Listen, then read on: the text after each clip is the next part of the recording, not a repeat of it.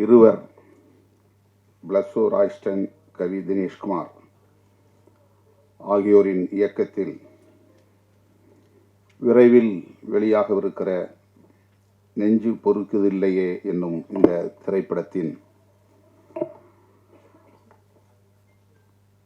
பாடல் வெளியீட்டு விழாவில் பங்கேற்று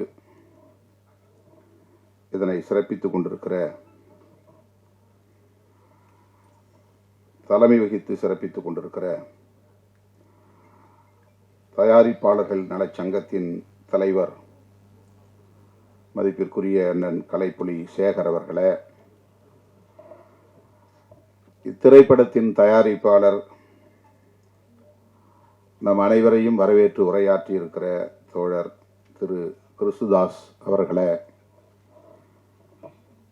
இணை தயாரிப்பாளர் யோபு சரவணன் அவர்களே, நன்றி உரை ஆற்றவிருக்கிற LSC முரளி அவர்களே, மற்றும் இந்த நிகழ்வில் பங்கேற்று வாழ்த்துரை வழங்கி சிறப்பித்திருக்கிற தமிழ்நாடு பத்திரிகையாளர் சங்கத்தின் தலைவர் எழுதகை நண்பர் DSR சுபாஷ் அவர்களே, தமிழ் திரைப்பட தயாரிப்பாளர்கள் சங்கத்தின் இணை செயலாளர் திருமிகு சவுந்தரபாண்டியன் அவர்களே, விடுதலை சிறுத்தைகள் கட்சியின் துணை பொதுச் செயலாளர் தம்பி வன்னியரசு அவர்களே, திரைப்பட தயாரிப்பாளரும் இயக்குனருமான நண்பர் செந்தூரன் அவர்களே, ஊடகவியலாளர் தம்பி முகிலன் அவர்களே, மற்றும் இந்த நிகழ்வில் பங்கேற்று கருத்துரை வழங்கி அமர்ந்திருக்கிற இயக்குனர் ராஜா விக்ரம் அவர்களே, தயாரிப்பாளரும் இயக்குனருமான VRR அவர்களே, திராவிட ஜனநாயக மக்கள் கட்சியின் மாநில செயலாளர் டாக்டர் பாஸ்கர் அவர்களே, நடிகரும் இயக்குனருமான காதல் சுகுமார் அவர்களே, இறைக்கவி நாத்தேனியல் அவர்களே, திரு கமலக்கண்ணன் அவர்களே, திரைப்பட தயாரிப்பாளர் சங்கத்தின் செயற்குழு உறுப்பினர் கமலக்கண்ணன் அவர்களே, மற்றும் திரைப்படத்துறையை சார்ந்த பல்வேறு துறைகளில் பணியாற்றி கொண்டிருக்கிற ஆளுமைகளே, தமிழ் சொந்தங்களே, உங்கள் அனைவருக்கும் என்னுடைய பணிவார்ந்த வணக்கத்தை தெரிவித்துக் கொள்கிறேன். இந்த வாய்ப்பை எனக்கு வழங்கிய தயாரிப்பாளருக்கும் இயக்குனர் இருவருக்கும் முதலில் என்னுடைய நெஞ்சார்ந்த நன்றியை உரித்தாக்குகிறேன். நேர நெருக்கடிதான். 12 மணிக்கு இன்னொரு நிகழ்வில் நான் பங்கேற்க ஒப்புதல் அளித்திருக்கிறேன். விரைந்து செல்ல வேண்டும் என்கிற ஒரு பதற்றத்தில் உங்கள் முன்னால் நிற்கிறேன். நெஞ்சு பொறுக்குதில்லையே என்னும் இந்த தலைப்பே திரைப்பட தயாரிப்பாளருக்கும் இயக்குனர்களுக்கும் எத்தகைய சமூக பொறுப்புணர்வு இருக்கிறது என்பதை நமக்கு உணர்த்துகிறது. இந்த தலைப்பை தேர்வு செய்ததிலிருந்தே அவர்கள் சமூக பொறுப்புள்ளவர்கள் என்பதை நம்மால் உணர முடிகிறது. மகாகவி பாரதி எவ்வளவோ பாடல்களை பாடியிருக்கிறார். தேசிய உணர்ச்சிகளை தூண்டியிருக்கிறார். இன்னும் அவருடைய பாடல்கள் உயிர்ப்போடு இருக்கின்றன. அவற்றில் மிகவும் உயிர்ப்பான வரிகளில் ஒன்று, நெஞ்சு பொறுக்குதில்லையே இந்த நிலைகெட்ட மாந்தரை நினைத்தாலே என்கிற இந்த சொற்றொடர்கள். இது மிகவும் புகழ்பெற்ற சொற்றொடர். இலக்கிய தளத்தில் மட்டுமல்ல, சமூக தளத்தில், அரசியல் தளத்தில் அனைவரும் அறிந்த ஒரு சொற்றொடர். நிலைகெட்ட மாந்தர் என்று அவர் குறிப்பிடுகிறார் பாரதியார். ஆங்கிலத்திலே ஒரு ஸ்டெடி இல்லாதவன் சொல்லுவாங்க. அவன் எதுலையும் ஸ்டெடியா இருக்க மாட்டான். ஒரு பிடிப்பு இருக்காது, ஒரு உறுதிப்பாடு இருக்காது, ஒரு நிலையான மனநிலை கொண்டவன் இல்லை அப்படின்னு சொல்லுவோம். யாராவது ஒன்று சொன்னால் உடனே அவன் மாறி போயிடுவான் மனசு. நாம ஒன்று சொன்னோம்னா அதுக்கு தகுந்த மாதிரி அதுக்கு ஈல்டாயிடுவான். அப்படிப்பட்ட மனிதர்களைத்தான் நிலைகெட்ட மாந்தர் என்று பாரதி சொல்லுகிறார். ஒரு முடிவெடுத்தால் அதில் உறுதியாக இருக்க வேண்டும். ஒரு கொள்கையை ஏற்றுக்கொண்டால் அதில் உறுதியாக இருக்க வேண்டும். ஒவ்வொருவரும் ஒவ்வொரு கருத்தை சொல்லுகிற போது அதற்கேற்ப மாறிவிடக்கூடாது. நம்முடைய நிலைப்பாட்டில் நாம் நம்பிக்கை கொள்ள வேண்டும். அப்படி இல்லை என்றால் அப்படிப்பட்ட மனநிலை உள்ளவர்களை நிலைகெட்ட மாந்தர் என்று நாம் புரிந்து கொள்ளலாம். பாரதி கோபத்தோடு தான் இதை சொல்லுகிறான், ஆதங்கப்பட்டுத்தான் சொல்லுகிறான். மானுட உளவியல் இப்படிப்பட்டதாக இருக்கிறதே என்ற வேதனையை வெளிப்படுத்துகிறான். எல்லா தளங்களிலும் இது பொருந்தும், வெறும் சமூக தளத்தில் மட்டுமல்ல. மனித இயல்பாக இது இருக்கிறது. தமிழர்களுக்கு மட்டுமல்ல, உலகம் முழுவதும் இருக்கிறது. அதனால்தான் பல்வேறு பிரச்சனைகளை நாம் எதிர்கொள்ள நேரிடுகிறது. அப்படி மகாகவி எந்த பொருளில் ஆதங்கப்பட்டானோ, தன்னுடைய வேதனையை வெளிப்படுத்தக்கூடிய இந்த வரிகளை பதிவு செய்தானோ, அதை உள்வாங்கிக் கொண்டு அதே உணர்வோடு அதே ஆதங்கத்தை வெளிப்படுத்தக்கூடிய வகையில் சமூக பொறுப்புணர்வோடு இயக்குநர்களும் சரி தயாரிப்பாளரும் சரி ஒன்றாக கூட்டு சேர்ந்து இதை உருவாக்கியிருக்கிறார்கள். இயக்குனர் பேசும்போதும் தயாரிப்பாளர் பேசும்போதும் ஒன்றை சொன்னார்கள், எங்களுக்கு எந்த வணிக நோக்கமும் இல்லை. ஒரு படம் எடுத்தாலும் அது சமூகத்திற்கு நலம் பயக்கக்கூடியதாக இருக்க வேண்டும். அது கிறிஸ்துதாஸ் அவர்களின் ஒப்புதல் வாக்கு மூலம். அதே போல இங்கே ராய்ஸ்டன் பேசுகிற போது சொன்னார், அடுத்த வாய்ப்பு எனக்கு கிடைக்கிறதோ கிடைக்கவில்லையோ, ஒரு படம் நாங்கள் எடுத்தாலும் அந்த படம் ஒரு சோஷியல் மெசேஜ் கன்வே பண்ணக்கூடியதாக இருக்க வேண்டும், சமூகத்திற்கான ஒரு செய்தியை சொல்லக்கூடியதாக இருக்க வேண்டும், அதுதான் எங்களுடைய நோக்கம் என்று அவர் இங்கே தன்னுடைய உணர்வுகளை வெளிப்படுத்தினார். ஆக இந்த படத்தை தயாரித்திருக்கக்கூடிய அனைவருமே, உருவாக்கி இருக்கக்கூடிய அனைவருமே, இதில் ஈடுபட்டு பணியாற்றி இருக்கக்கூடிய அனைவருக்குமே இந்த சமூகத்தில் ஒரு முற்போக்கான மாற்றம் நிகழ வேண்டும், நல்ல மாற்றம் நிகழ வேண்டும் என்கிற ஒரு கவலை இருப்பது வெளிப்படுகிறது. இளம் தலைமுறையினருக்கு இப்படிப்பட்ட ஒரு பொறுப்புணர்வு இருப்பது நமக்கு நம்பிக்கையை தருகிறது. அதற்காக முதலில் உங்களை நான் பாராட்டுகிறேன். உங்கள் உணர்வுகளையும் உங்களுடைய பொறுப்புணர்வுகளையும் உங்களுடைய பார்வையையும் நான் பாராட்டுகிறேன். அது ஒரு நல்ல கிளியர் மெசேஜ். லவ் என்பது உலகம் முழுவதும் திரைப்படங்களுக்கான ஒரு கருப்பொருள். தமிழ் திரைப்படத்திற்கு மட்டுமல்ல, உலகம் முழுவதும் எல்லா திரை உலகங்களும் காதலை மையப்படுத்தி பல்லாயிரக்கணக்கான திரைப்படங்கள் படைக்கப்பட்டிருக்கின்றன, வெளிவந்திருக்கின்றன. இன்னும் இது கருப்பொருளாகவே இயங்கிக் கொண்டே இருக்கும். இன்னும் பல ஆயிரம் படங்கள் வந்து கொண்டே இருக்கும். அவ்வளவு பெரிய ரிசோர்ஸ் லவ் என்பது. அதை ஒவ்வொரு கோணத்தில் ஒவ்வொருவரும் பார்க்க முடியும். அதற்கு ஒரு மல்டி டைமென்ஷன் இருக்கிறது. காலத்திற்கேற்ப அதை வெவ்வேறு கோணங்களில் நாம் பார்க்க முடியும், மக்களிடத்தில் அதை காட்ட முடியும். இவர்கள் அந்த காதலை வணிக பொருளாக பார்க்காமல் சமூக மாற்றத்திற்கு பயன்படுத்தக்கூடிய ஒரு கருவியாக, ஒரு உந்து சக்தியாக பயன்படுத்த வேண்டும். சமூகத்தில் இருக்கிற யதார்த்த நிலைதான். அதை எப்படி முற்போக்கு பார்வையோடு பொருத்தி மக்களிடத்திலே வெளிப்படுத்துவது, காட்டுவது என்கிற அந்த முயற்சியில் ஈடுபட்டு இருக்கிறார்கள். காதல் மனிதன் தோன்றிய காலத்திலிருந்து இருக்கிறது. மனித குலத்துக்கு மட்டுமல்ல, எல்லா உயிரினங்களிடமும் இருக்கிற ஒரு உணர்வு. அது ஒரு எமோஷன், அது ஒரு சென்டிமெண்ட், அது ஒரு இயல்பான பண்பு. அது வலிந்து யாராலும் உருவாக்க முடியாது. காய் எப்படி கனிகிறது, அது ஒரு இயல்பான பண்பு, அதுதான் இயங்கியல். அதை போல காதல் என்பதும் ஒரு இயங்கியல் பண்பு. அது ஒரு டயலெக்டிக் கேரக்டர். அது யாரும் ஆர்டிஃபிஷியலாக உருவாக்க முடியாது.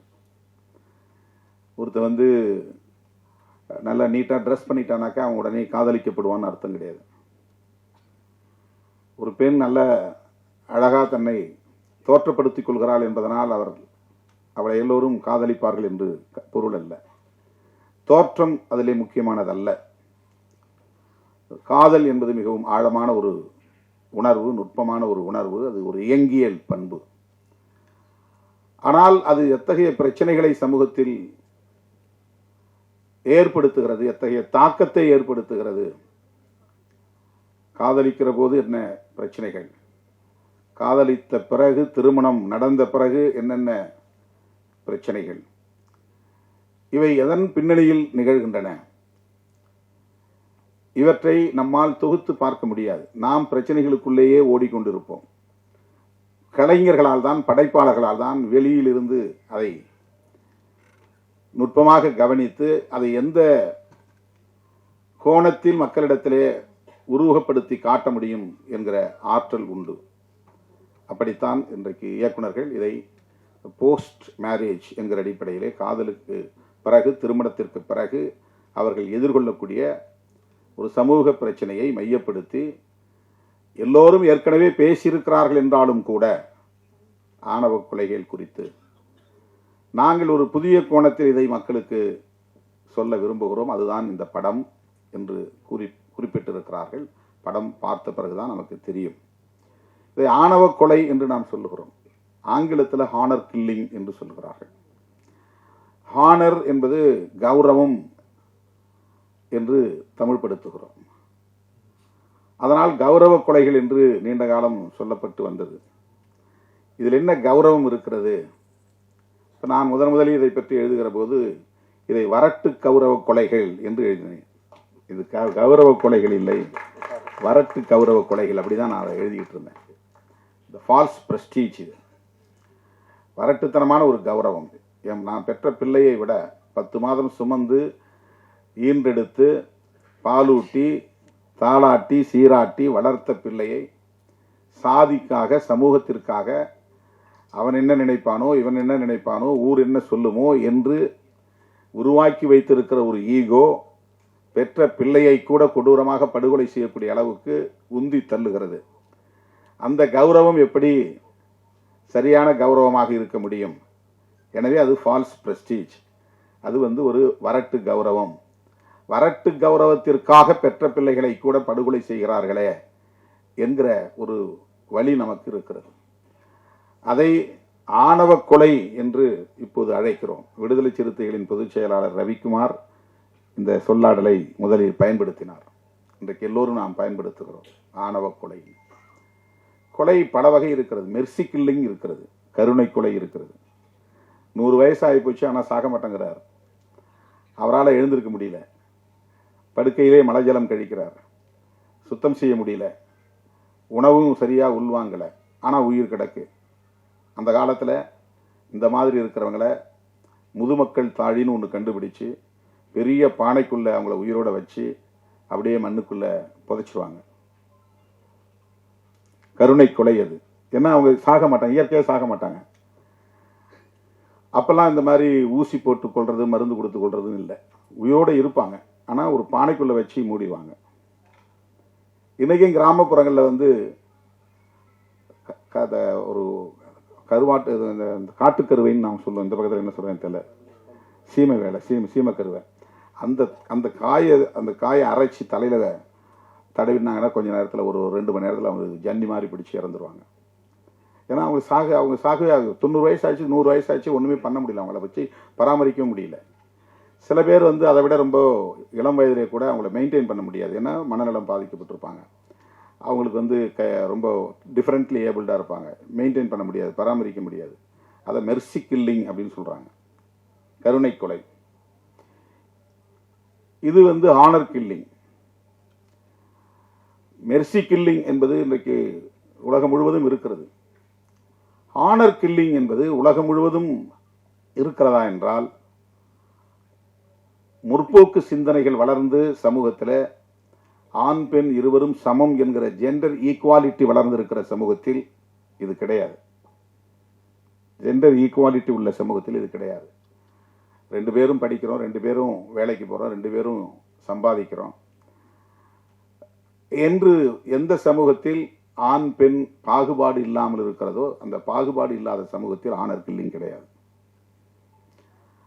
இங்க இன்ஃபான்டிசைடு இருக்கு, சிசு கொலை. கருவறையிலேயே கொலை செய்யக்கூடிய நிலை இருக்கு. வயிற்றுல இருக்கும்போதே அபார்ஷன் பண்ற நிலை இருக்கு. பெண் குழந்தையா இருந்தா பெண் குழந்தைகளை வயிற்றுல இருக்கும்போதே கண்டுபிடிச்சு கொண்டுறாங்க. பிறந்த உடனேயே கள்ளிப்பால் ஊற்றி படுகொலை செஞ்சிடறாங்க. சிசு கொலை. சிசு கொலையும் ஆனர் கில்லிங் என்கிற இந்த ஆணவ கொலையும் நம்முடைய சமூகத்தின் மிகப்பெரிய களங்கம், மிகப்பெரிய கரை. அது இந்த சமூகம் எந்த அளவுக்கு முற்போக்கு சிந்தனை இல்லாமல் இருக்கிறது, பழமைவாத சிந்தனைக்குள் மூழ்கி கிடக்கிறது, பெண்களை எந்த அளவுக்கு ஒரு சுமையாக கருதுகிறது,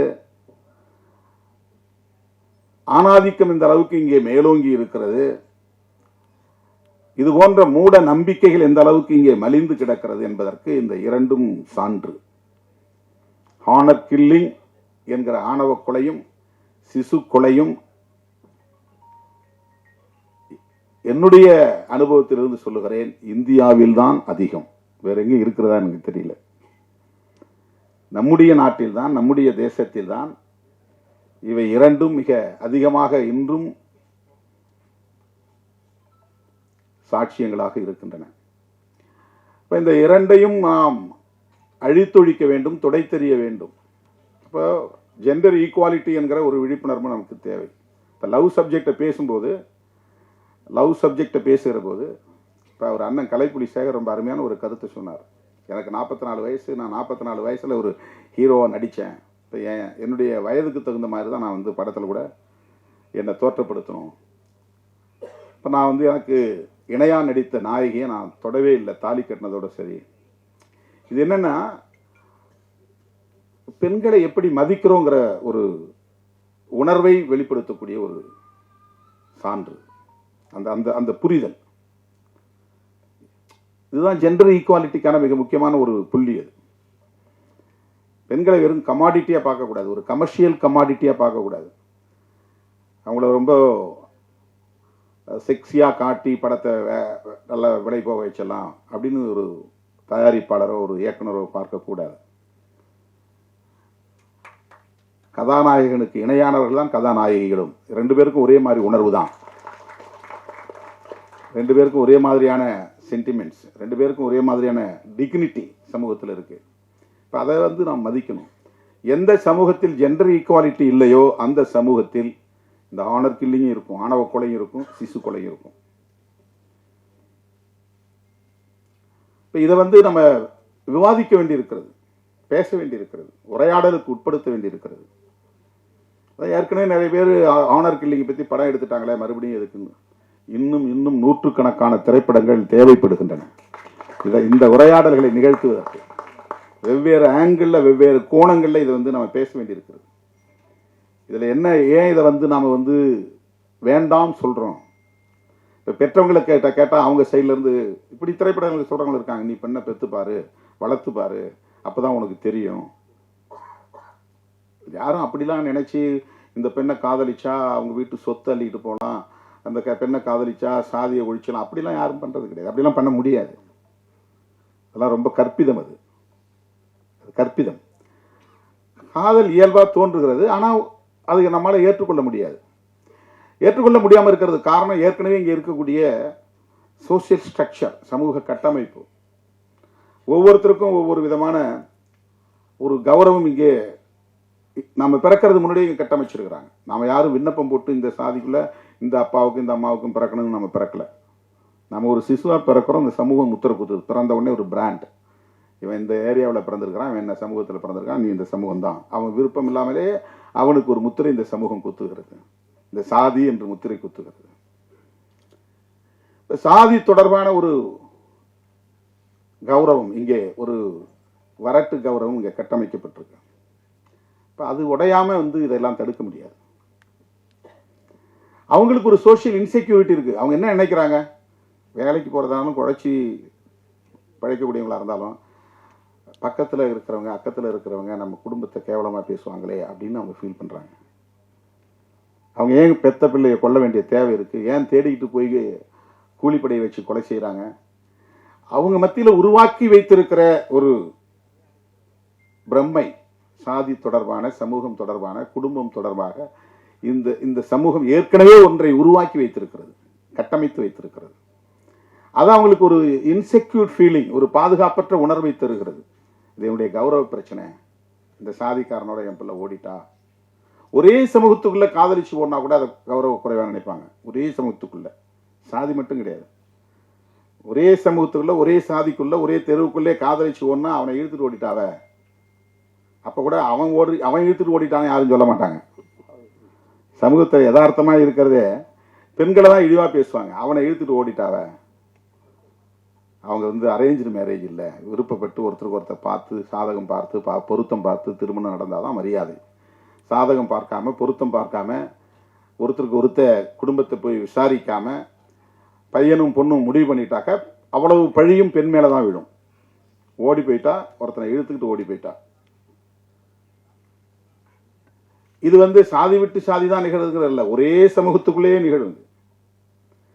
எனவே இது எதனால் நிகழ்கிறது? இந்த சமூகம் நமக்கு ஒரு ஏற்கனவே ஒரு பிரம்மையை இங்கே கட்டமைத்திருக்கிறது. இதுதான் உன்னுடைய சமூக கௌரவம், சாதி கௌரவம், உன் குடும்ப கௌரவம் என்ற ஒரு நிலையை இங்கே ஏற்படுத்தி அந்த மேல் கட்டுமானம் இருக்கு பாருங்க, அந்த சூப்பர்ஃபிஷியல் ஸ்ட்ரக்சர், அந்த மேல் கட்டுமானம் இருக்கு பாருங்க. இது ஒரு மேல் கட்டுமானம் தான், இந்த மாதிரி ஒரு பிரம்மையை உருவாக்கி வைத்திருப்பது. இதை தகர்க்க வேண்டுமானால் அடிப்படையில் இருக்கிற இன்இக்வாலிட்டி என்கிற சமத்துவமின்மை என்கிற அந்த பேசிக் ஸ்ட்ரக்சர் உடைக்கணும். இது சூப்பர்ஃபிஷியல் கிடையாது. எது சாதி அடிப்படையிலான பாகுபாடு இருக்கிறதே அது சூப்பர்ஃபிஷியல் கிடையாது, மேல் கட்டுமானம் இல்லை, அது அடிக்கட்டுமானம். இப்போ அது உடையணும்னு சொன்னால் ஐடியாலஜிக்கலாக நம்ம விவாதிக்க வேண்டிய தேவை இருக்கிறது, எது சரி எது தவறு. அப்படிப்பட்ட உரையாடல்களுக்கான ஒரு வாய்ப்பாகத்தான் இந்த திரைப்படங்களை நாம் பார்க்கிறோம். அந்த விஷன் இருக்கிற இயக்குநர்களால் தான் அதை படைக்க முடியும்.